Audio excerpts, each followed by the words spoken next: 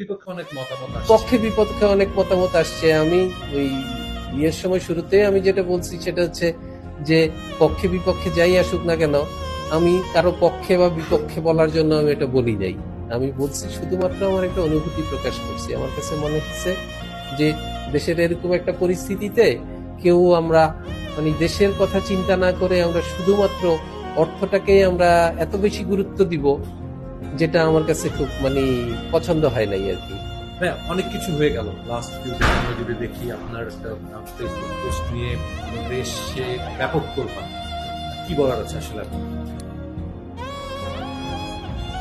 কি বলার আছে আসলে, শুরু যদি করতে চাই তাহলে আমার পোস্ট নিয়ে কোনো তোলপাড় হয় নাই। কারণ আমার পোস্টটা ছিল একদম friends and family post. Friends and family পোস্টে আমার ইয়ে ছিল হচ্ছে আমি যদি আমার ইন্টারাকশন বলি তাহলে এখানে রিয়েকশন ছিল 16টা আর কমেন্টস ছিল 7টা।